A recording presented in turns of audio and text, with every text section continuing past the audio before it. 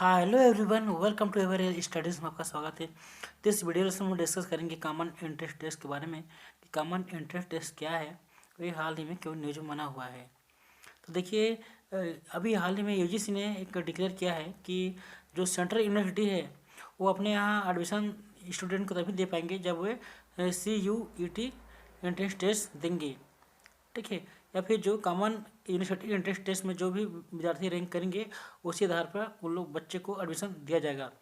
तो ये under graduate के लिए एडमिशन के लिए किया गया है। जैसे कि अब जो भी स्टूडेंट पहले क्या होता था कि जैसे कि 12th पास किया बच्चा, इसके बाद ज़्यादा थे कॉलेज में एडमिशन लेने के लिए, तो यूनिवर्सिटी उसको क्या है उसके मेरिट के आधार से या फिर जैसा उसको लगे वो रैंक के हिसाब से उसको एडमिशन उसको स्टूडेंट के कॉलेज में या फिर यूनिवर्सिटी में एडमिशन मिल जाता था।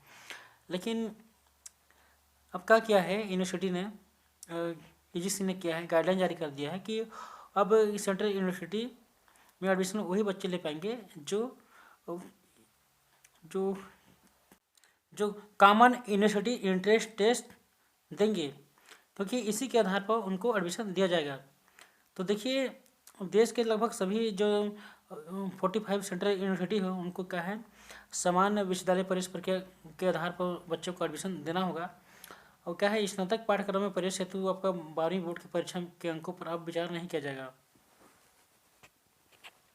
तो CUET क्या है, कॉमन यूनिवर्सिटी एंट्रेंस टेस्ट क्या है। देखिए, कॉमन यूनिवर्सिटी एंट्रेंस टेस्ट आपका वो है, इसको क्या है NTA नेशनल टेस्टिंग एजेंसी द्वारा इसको आयोजित की जाने वाली एक कंप्यूटराइज एग्जाम होगी, जिससे क्या है उसको परीक्षा के बाद एग्जाम के बाद NTA द्वारा एक NTA क्या है आपका नेशनल टेस्टिंग एजेंसी, जिसके द्वारा क्या है एक मेरिट सूची तैयार की जाएगी, जिसके आधार के द्वारा जो विश्वविद्यालय है वो अपने स्टूडेंट को प्रवेश दे पाएंगे।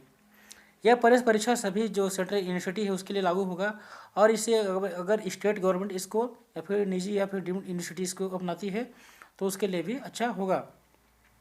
यह प्रवेश परीक्षा उसके 13 भाषाओं में दी जा सकती है ना, जैसे कि हिंदी इंग्लिश हो गया, जिस और भी जो इंडियन लैंग्वेज हैं उनके आधार पर दी जा सकती है, 13 भाषाओं में होगी। इसमें क्या बोला है, अंतर्राष्ट्रीय छात्रों को CUET से छूट दी गई है। उनके प्रवेश मौजूदा अधिसंख्य के आधार पर किए जाएंगे। तो देखिए, इसकी आवश्यकता क्यों पड़ी है। तो देश के जो विभिन्न परीक्षा बोर्डों के द्वारा जो स्टूडेंट हैं उनको क्या है और समान अंक नहीं मिल रहे थे बच्चे लोग को। उनका मानना था कि बहुत सारे इस संस्था का मानना था कि हमारे बच्चों को या फिर दूसरे यूनिवर्सिटी या फिर बोर्ड के बच्चे, ठीक है, उनको अधिक नंबर दिए जा रहे हैं। इससे क्या है उनके जो बच्चे हैं दूसरे संस्था के वो कमज़ोर हो जा रहे हैं। मतलब उन लोग को यूनिवर्सिटी में एडमिशन के लिए क्या है सेक्रीफाइस करना पड़ जा रहा है। उनका कम रैंक आया है, कम उनको जगह नहीं मिला है स्थान में रैंकिंग में, जिससे क्या है जिससे जो बोर्ड का अंक जो जो बोर्ड उसको नंबर दूसरा बोर्ड बच्चों को अधिक नंबर दे रहा है, जो कि ये एक अनुचित है। तो इसी को दूर करने के लिए ये सब क्या है कॉमन यूनिवर्सिटी एंट्रेंस टेस्ट जरूरी हो गया है, इसलिए इसकी ज़रूरत पड़ी है। जैसे कि आप देखे होंगे कि हाल ही में दिल्ली विश्वविद्यालय के कम से कम 8 कॉलेजों में 11 कोर्सेज के लिए 100% क्या है कटअप गया था, ठीक है। तो क्या है एक कटअप, क्योंकि तो हर किसी का इतना 100% तो नहीं हो सकता, इसीलिए इसकी आवश्यकता पड़ी है किसका, कॉमन यूनिवर्सिटी एंट्रेंस टेस्ट का। CUET टेस्ट पास करने के बाद ऐसे बच्चे जो कमज़ोर हैं उनको भी इनसे फ़ायदा हो जाएगा, ठीक है। तो अब सवाल आता है कि NTA क्या है, नेशनल टेस्टिंग एजेंसी है NTA इसका, ठीक है।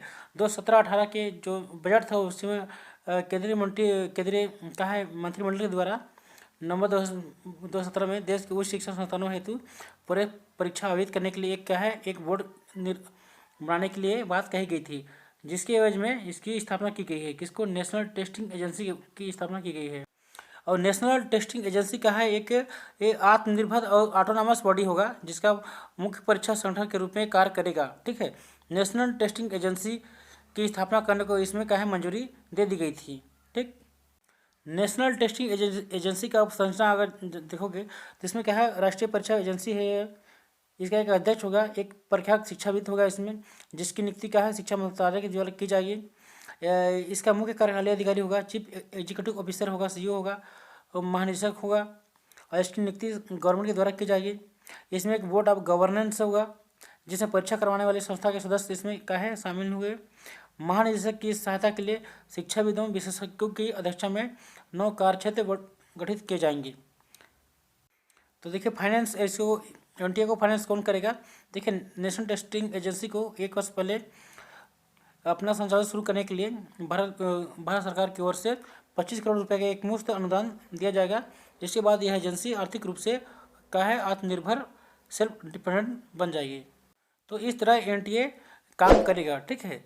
तो उम्मीद करता हूँ कि ये वीडियो सबको समझ में आया होगा, क्योंकि इसमें देखिए कॉमन एंट्रेंस टेस्ट देना पड़ेगा सभी स्टूडेंट को और सभी विद्यार्थियों को। अगर इस वीडियो को अगर देख रहे हैं तो आप डिसाइड कर लीजिए कि अगर आपको सेंट्रल यूनिवर्सिटी में एडमिशन लेना है तो आपको पास करना पड़ेगा 12th के बाद आपको देना पड़ेगा एंट्रेंस एग्ज़ाम। तो इसके लिए आप क्या कीजिए, इसके लिए आप यूनिवर्सिटी का या एनटीए का वेबसाइट को विजिट कीजिए कि कब इसका फॉर्म फिलअप हो रहा है। अब क्योंकि 12th के बाद डायरेक्ट एडमिशन आपका सेंट्रल यूनिवर्सिटी में नहीं होगा। 12th के बाद आपका स्टेट गवर्नमेंट अगर ले सकता है, लेकिन कॉमन यूनिवर्सिटी एंट्रेंस टेस्ट लागू कर देता है तो फिर आपको प्रॉब्लम हो सकती है।